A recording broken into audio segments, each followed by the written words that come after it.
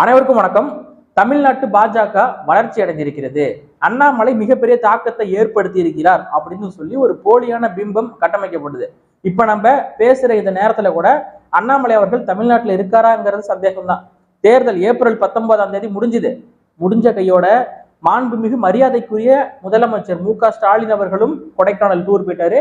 தமிழ்நாட்டு பாஜக தலைவர் மாண்புமிகு மதிப்பிற்குரிய அண்ணாமலை அவர்களும் டூர் போயிட்டாரு கொடைக்கானலுக்கு. இப்போ ரெண்டு பேரும் கொடைக்கானலுக்கு டூர் போயிருக்காங்க. எதனாலனா தமிழ்நாட்டில் வெயிலின் தாக்கம் அதிகமா இருக்கு, தேர்தல் வேலையை அங்கேயும் இங்கேயும் அதிகமா அலைஞ்சிருக்காங்க, அதனால போயிருக்காங்க. சரி, அண்ணாமலை அவர்களும் மாண்புமிகு மரியாதைக்குரிய ஐயா ஸ்டாலின் அவர்களும் தான் அலைஞ்சிருக்காங்களா அதிகமா வெயில்ல? கூட தொண்டர்கள்லாம் அலைஞ்சாங்களே, அவங்கெல்லாம் டூர் போக மாட்டாங்களா? அவங்களெல்லாம் ஏன் கூட்டிட்டு போகாம இங்கே விட்டு போனீங்க? தேர்தல் முடிஞ்ச உடனே அவங்க வேலை முடிஞ்சு போச்சுன்னு இங்க இருந்து கிளம்பிட்டீங்க. அது யதார்த்தமான ஒரு உண்மை. இப்போ தொண்டர்கள் புரிஞ்சுக்கணும் யாரு நமக்கான தலைவர் என்று. ஆனா இங்க இருக்கக்கூடிய ஒரு சில பேர் சொல்றா, நம்ம பாஜகவை எதிர்த்து விமர்சனம் பண்ணி ஏதாவது பேசணும் அப்படின்னா பாகிஸ்தானோட கைக்குள்ளிங்கிறானுங்க. நான் மிரண்டுட்டேன். போன வீடியோல போட்டிருந்த கமெண்ட்டை பார்த்து நான் உண்மையாவே சொல்றேன், ஷாக் ஆயிட்டேன் மக்களே. பாகிஸ்தானுக்கும் நமக்கும் என்னடா சம்பந்தம் இருக்கு? நம்ம தமிழ் தேசிய அரசியல் பேசிக்கிட்டு இருக்கோம். நம்மளுடைய எதிரி சிங்கள இராணுவம், சிங்கள இன பேரினவாதம். அவன் தான் நம்மளுடைய எதிரி. நார்த்தில் இருக்கிறவனுக்கு பாகிஸ்தான் எதிரியா இருக்கலாம், அது என்னன்னு நமக்கு தெரியாது. அந்த அரசியலை பத்தி நம்ம பேச போறது இல்லை, பேசுவதற்கான தேவையும் கிடையாது. ஏன்னா பாகிஸ்தான்காரனால நமக்கு ஏதாவது உயிர் போயிருக்கா? தமிழர்கள் யாராவது கொல்லப்பட்டிருக்காங்களா? கிடையாது. கர்நாடகாவில் காவிரி தண்ணி கேட்கும் பொழுது கர்நாடகரில் நம்ம தமிழர்கள் தாக்கப்பட்டிருக்கோம். முல்லை பெரியார் கேட்கும் பொழுது அங்க மலையாளிகளால் தமிழர்கள் தாக்கப்பட்டிருக்கோம். ஆந்திர காட்டுக்குள்ள தெலுங்கர்களால் தாக்கப்பட்டிருக்கோம். இங்க இலங்கை சிங்கள இராணுவத்தால் தமிழர்கள் தாக்கப்பட்டிருக்கோம். நமக்கு இங்க இருக்க அரசியல் தான் பேசணும், இதுதான் நமக்கு முக்கியம். ஆனா பாஜகவை சேர்ந்த தொண்டர்கள் பண்ணக்கூடிய கமெண்ட், இவங்கெல்லாம் எந்த மாதிரியான மனநிலையில இருக்கானுங்க அப்படின்னு சொல்லி பார்க்கும் பொழுது கேவலமான மனநிலை தான் இருக்கானுங்க. இவனுங்க நம்மளை பார்த்து கேள்வி எழுப்புறானுங்க. எங்கள்கிட்ட கேள்வி எழுப்புறீங்க, நாங்க திரும்ப கேட்கக்கூடிய கேள்விகளுக்கு பதில் சொல்ல முடியுமா? இல்ல, உங்க வேலையை திமுக வச்சுக்கோங்க, தப்பு இல்லை. ஏன்னா திமுகவுக்கும் கொள்கை கோட்பாடு கிடையாது, கொள்ளையடிக்கிறது தான் முதன்மையான கோட்பாடு. அதே மாதிரி பாஜகவுக்கும் கொள்கை கோட்பாடுன்னு ஒன்றும் கிடையாது. ஒரே ஒரு கொள்கை தான், பசுமாடு பாகிஸ்தான் நாடு, இதை விட்டு அரசியல் கிடையாது. மாட்டுக்கறி, இந்த மாட்டுக்கறி இதை வச்சுக்கிட்டு அரசியல் பண்ணிக்கிட்டு இதை தான் பேசிக்கிட்டு இருப்பாங்க. 10 வருஷமா ஆட்சி செஞ்சுட்டு இன்னமும் செஞ்ச சாதனையை சொல்லி ஓட்டு கேட்காம ராமர் கோயில் திறப்பு இதை வச்சுதான் அரசியல் பண்ணிக்கிட்டு இருக்காங்க. நம்ம எல்லாரும் இந்தியர்கள்னு சொல்றீங்க, சரி ஓகேப்பா, தப்பு இல்லை, இந்தியர்கள் தான் நம்ம. அப்போ கர்நாடகாவில் காவிரி தண்ணியை நான் தமிழர்களுக்கு தரமாட்டேன் அப்படின்னு சொல்லக்கூடியவனும் இந்தியன் தான். சரி, இந்தியன் கூட இல்லை, நம்ம எல்லாம் இந்துக்கள் அப்படிங்கிறீங்க, ஜந்துக்கள்ங்கிறீங்க. கர்நாடகாவில் இருக்கிறவனும் இந்து தான். இப்ப மத்திய அமைச்சர் அமித்ஷா அவர்கள் பேசின பேச்சு என்ன பேசினாரு? ஒடிசாவை ஒரு தமிழன் வி.கே. பாண்டியன் ஆளலாமா அப்படின்னு கேட்டார். வி.கே. பாண்டியன் ஒரு இந்து தானே? உங்க பார்வைப்படி ஒற்றுமை, ஓர் சமத்துவம், ஒரே நாடு, ஒரே தேர்தல், ஒரே மதம், ஒரே கடவுள் அப்படின்னு சொல்லக்கூடிய நீங்க உங்களை பார்த்து தான் கேட்கிறேன், அவர் இந்து தானே? அப்போ ஏன் அங்க ஒடிசாவை ஒரு தமிழன் ஆளலாமா என்ற கேள்வியை அமித்ஷா அவர்கள் எழுப்பினார். எங்கு பிறப்பினும் தமிழன் தமிழனே, இங்கு பிறப்பினும் அவன் எத்தனை வருஷமா அங்க இருந்தாலும் சரி அயலான் அயலான் தான். கடைசியில அவன் இனத்துக்கு அவன் பாஸ்தா காமிச்சு போயிட்டே இருப்பான். டிசம்பர் மாசம் கடுமையான மழை, போன வருஷம் மக்கள் எல்லாம் பாதிக்கப்பட்டிருக்காங்க. அந்த நேரத்துல அண்ணன் சீமான் அவர்கள் சின்னத்துக்கு அப்ளை பண்ணாம தாமதமாக அப்ளை பண்றாரு. அந்த நேரத்துல மக்களுக்காக கூட நிற்க வேண்டிய ஒரு சூழல் ஆயிடுச்சு. அதை பயன்படுத்தி நாம் தமிழர் கட்சியின் விவசாய சின்னத்தை பறிச்சிங்க. அதற்கு காரணம் வேறு ஒன்றும் இல்லை, பயம் மட்டும்தான். பயம் இருக்கதான் செய்யும், இல்லைன்னு சொல்லி நீங்க உருட்டலாம்ப்பா. எப்படின்னு வச்சுக்கோங்க, பயப்படாத மாதிரியே ஒரு காட்டுக்குள்ள தனியா நடந்து போறவன் சத்தமா பாட்டு படிக்க போனாவான், எனக்கு பயம் இல்லை பயம் இல்லைன்னு. ஏன் பயம் இல்லைன்னு சத்தமா பாடுறான்? பயத்தை மறைக்கிறதுக்காக தான். அந்த மாதிரி சின்னத்தை முடக்கணும். எதுக்குன்னா 1.1 விழுக்காடு வாங்கின ஒரு கட்சி கடைசியில 7 விழுக்காடு வாக்குக்கு வளர்ந்துருச்சு. 31 லட்சம் பேர் ஒத்த பைசா காசு வாங்காம ஓட்டு போட்டிருக்காங்க. அப்படின்னா 31 லட்சம் வாக்குகள் வரைக்கும் தான் தமிழ்நாட்டுல தனிச்சு நின்று இந்த திராவிட கட்சிகள் இல்லாம அது வரைக்கும் தான் வந்திருக்காங்க. அதுக்கு அடுத்த கட்டத்தை பார்க்கும் பொழுது கூட்டணி போயிட்டாங்க. அதுக்கு அடுத்த கட்டத்தை நோக்கி எந்த ஒரு கட்சியுமே போல, இந்த வளர்ச்சியை வந்தவுடன் கூட்டணி போயிட்டாங்க. அப்போ அடுத்த கட்ட வளர்ச்சி மிகப்பெரிய அளவுல ஒரு தாக்கத்தை ஏற்படுத்தும் தமிழ்நாட்டு அரசியல்ல.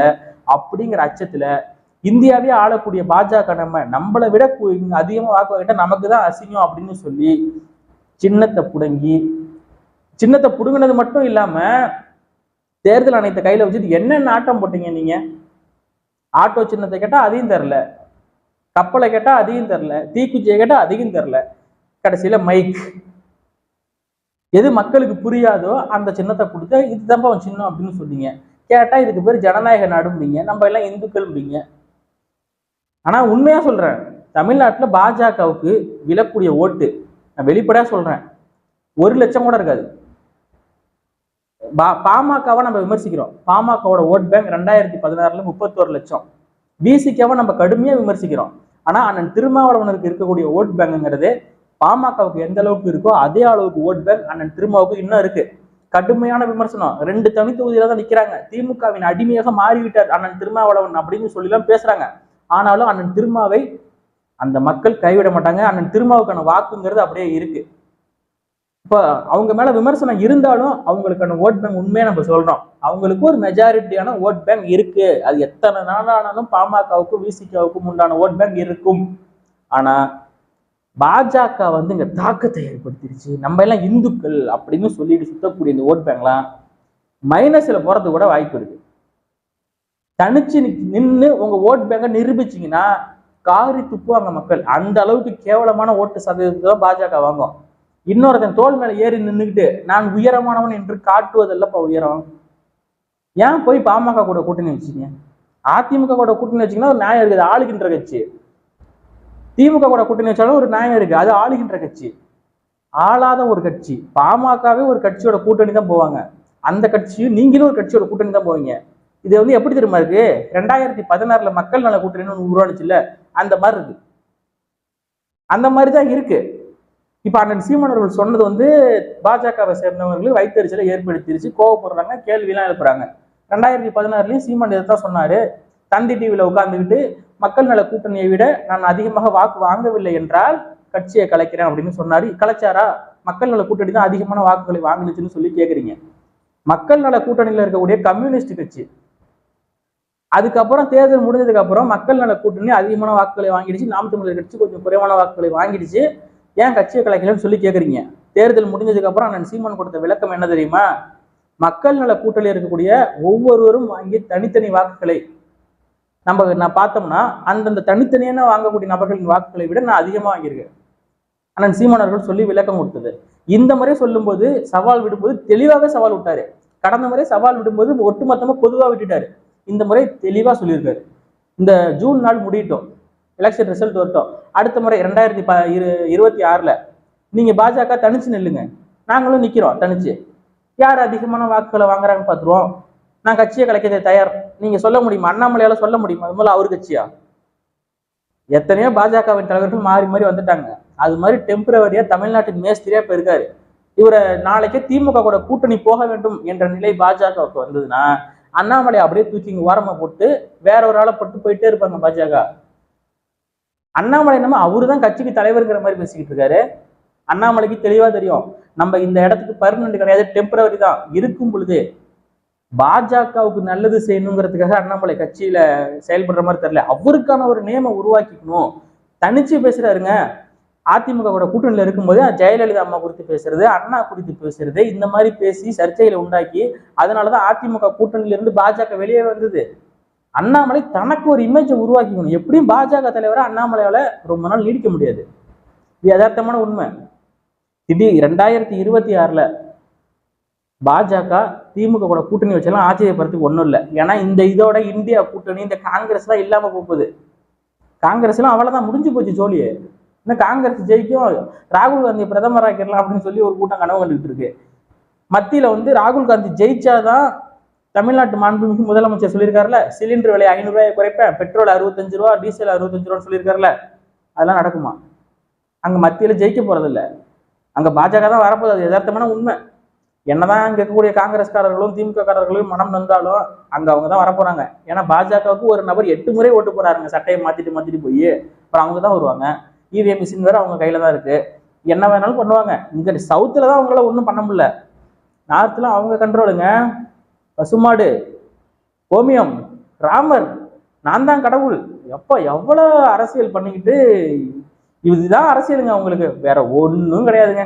கச்சத்தீவை மீட்பேன் அப்படின்லாம் சொல்லிக்கிட்டு இருக்காங்க. நம்பவே நம்பாதீங்க. 10 வருஷமா கச்சத்தீவை மீட்காத இவர்கள் தேர்தலுக்கு 10 நாளைக்கு முன்னாடி கச்சத்தீவை மீட்க போறேன் அப்படின்னு சொல்லி பேசுறாங்க. காங்கிரஸும் திமுகவும் துரோகம் செஞ்சிருச்சுன்னு சொல்றாங்க. காங்கிரஸும் திமுகவும் துரோகம் செஞ்சிருச்சு கச்சத்தீவு விஷயத்துலங்கிறது எல்லாருக்கும் தெரியும். பிபிசி பத்திரிகையிலே வந்துருச்சு. இது அண்ணாமலை வர பிரஸ் மீட் வச்சு சொல்லிட்டு இருக்காரு. கச்சத்தீவை பத்தி பேசுற உங்களால காவிரி பிரச்சனையை பத்தி பேச முடியலையே, ஏன் பேச முடியல? அவ்வளவு பெரிய பிரச்சனை நடக்குது. மாண்புமிகு மரியாதைக்குரிய முதலமைச்சர் மு க ஸ்டாலினுக்கு இறுதி சடங்கு செருப்பு மலைலாம் போட்டுட்டு இருக்கும்போது வாயை மூடிக்கிட்டு இருந்தாருங்க அண்ணாமலை. எலெக்ஷன் முடிஞ்ச உடனே மக்கள் பிரச்சனைக்காக எதுக்கும் கூட நிக்கல, மழை பெஞ்சப்ப கூட நிக்கல, எதுலையும் கூட நிக்கல. மக்கள் பிரச்சனைக்காக எதுக்கும் வந்தது கிடையாது. கேவலம் மதத்தை வச்சு அரசியல் பண்ணக்கூடிய நபர்கள் தான் இவர்கள். இந்த மத அரசியல் இங்க எடுபடாது, சாதி அரசியல் எடுபடுங்கிறதுனாலதான் சாதி கட்சி தலைவர்களை தேடி தேடி கண்டுபிடிச்சு உங்க கட்சிக்குள்ள இணைச்சுக்கிட்டு இருக்கீங்க. தேவேந்திர குல வேளாளர் சார்பாக ஜான் பாண்டியன், வன்னியர்கள் சார்பாக பாமக, இப்படி எல்லா சாதியிலும் இருக்கக்கூடிய ஒரு சில நபர்களை தூக்கி தூக்கி போட்டுக்கிட்டு சாதி ஓட்டுகளை வாங்கிக்கிட்டு நிற்கக்கூடிய நபர்கள் தான் இவர்கள். மதத்துக்கு இங்க ஓட்டு கிடையாது. இஸ்லாமியர்களும் இந்துக்களும் ஒரு தாய் மக்களா வாழ்ந்துகிட்டு இருக்கோம். எங்களை பிரிக்கவும் முடியாது, ஒண்ணுமே பண்ண முடியாதுங்க. தமிழ்நாட்டு அரசியல்ல ஏதாவது வாயை விட்டா குழந்தை கட்டிடுவாங்க, பிரிச்சு மேய்ஞ்சிருவாங்க. அமித்ஷா அவர்கள் பேசின பேச்சுக்கு, ஒடிசாவை ஒரு தமிழன் ஆளலாமா என்று பேசிய பேச்சுக்கு அண்ணாமலையில பதில் சொல்ல முடியுமா? அன்னைக்கு எந்த கேள்வியை வேணாலும் என்கிட்ட கேளுங்க, எங்க அண்ணன் சீமான்கிட்ட கேளுங்க, எல்லா கேள்விக்கும் பதில் இருக்கு. எங்க கட்சியில முரண் கிடையாது. அவர் ஒண்ணு சொல்றாரு, இவர் ஒண்ணு சொல்றாரு, எல்லாம் ஒரே மாதிரி இருக்கும். யாரை பார்த்தும் பயப்படணும்னு அவசியம் இல்லை. அமித்ஷா அவர்கள் பேசிய பேச்சுக்கு ஐயா ராமதாஸாலே பதில் சொல்ல முடியல. இன்னைக்கு நான் பாஜகவுக்கு எத்தனை மதிப்பெண் கொடுப்பீங்கன்னு ஐயாட்ட கேட்கும் பொழுது 0க்கும் கீழே ஏதாவது மதிப்பெண் இருந்தால் அதுதான் கொடுப்பேன் அப்படின்னு சொல்லி ஐயா அவர்கள் பேசியிருந்தாரு. இன்னைக்கு அதே பாஜக கூட கூட்டணி போயிருக்காங்க. எதுக்காக? மத்திய அமைச்சர் பதவி கிடைக்குங்கிற ஒரே காரணம் தான், வேற எந்த ஒரு காரணமும் கிடையாது. அண்ணாமலை ஒரு சிங்கம், ஒரு பெரிய ஹீரோ மாதிரி நீங்க எல்லாரும் ஒரு போலியான பிம்பத்தை காட்ட நினைக்கிறீங்க. அண்ணாமலை அப்படி என்ன செஞ்சுட்டாரு அதை மட்டும் சொல்லுங்க, எனக்கு போதும். வேற எதுவுமே எனக்கு தேவை கிடையாது. மக்கள் பிரச்சனைக்காக எதுக்கு கூட நின்னாரு? கச்சத்தீவுக்காக போராடிருக்காரா? கனிமோட கொள்ளைக்காக போராடிருக்காரா? காவிரி நதிநீர் மேலாண்மைக்காக போராடிருக்காரா? சிப்காட்டுக்காக போராடினாரா? தூத்துக்குடி துப்பாக்கி சூடுக்கு எதிராக போராடினாரா? எதுக்குப்பா போராடினாரு? என்ன பண்ணிட்டாரு அண்ணாமலை? டிஎம்கேவுடைய அந்த சொத்து பட்டியல், அவங்க எவ்வளவு ஊழல் பண்ணி சம்பாதிச்சாங்கிற லிஸ்ட்டை வெளியிட்டாரு. பிரஸ் மீட்ல வந்து கத்துனாரு. வேற என்ன பண்ணாரு? அண்ணாமலை செஞ்ச ஒரே ஒரு நல்லதை சொல்லுங்க. அண்ணாமலை இல்ல, பாஜக செய்த ஒரே ஒரு நல்லது இந்த 10 வருஷத்துல சொல்லுங்க. சிலிண்டர் விலை ஏற்றுனதுல இருந்து, பெட்ரோல் டீசல் விலை உயர்வுல இருந்து எல்லாத்தையும் பண்ணது பாஜக. 100 ரூபா குறைப்பாங்க எலெக்ஷன் டைம்ல. 100 ரூபா ஏத்துறதே நீங்க தான். அது குறைச்சா என்ன, குறைக்கலன்னா ஏத்துவீங்க, அப்புறம் எலெக்ஷன் டைம்ல குறைப்பீங்க, தேர்தல் முடிஞ்சோடனே மறுபடியும் ஏத்துவீங்க. மக்களை பார்த்தா எப்படி தெரியுது? கர்நாடகாவில் இருக்கிற பாஜக தண்ணி தரமாட்டேங்க, தமிழ்நாட்டில் கூடிய பாஜக தண்ணி வேணுங்க. அப்ப எது உண்மை? இதெல்லாம் ஒரு போலியான பிம்பம். உண்மையான அரசியல் தான் அது தமிழ் தேசிய அரசியல் மட்டும்தான். திராவிடம் வாங்க, திராவிடம்ங்கிறது 5 மொழிகளை குறிக்கும்பாங்க. அங்க இருக்கிறவனும் திராவிடம் தான், இங்க இருக்கிறவனும் திராவிடம் தான். அவனால தண்ணி கேட்டு வாங்கி தர முடியாது. அவனுக்கு தெரியும்பா, தண்ணி கேட்டா தெரியும். கர்நாடகக்காரன் கரெக்டா அடிப்பான், முல்லை பெரியாரை கேட்டா மலையாளி கரெக்டா அடிப்பான், ஆந்திர காட்டுக்குள்ள தெலுங்கர் அடிப்பான், இங்க போனா சிங்களம் அடிப்பான். அப்போ எங்கு போனாலும் நம்ம தமிழன் தான். நம்மளாம் அவன் தமிழனை தான் பார்ப்பான். இந்துவாவும் பார்க்கல, இந்தியனாவும் பார்க்கல, திராவிடனாலும் பார்க்கல.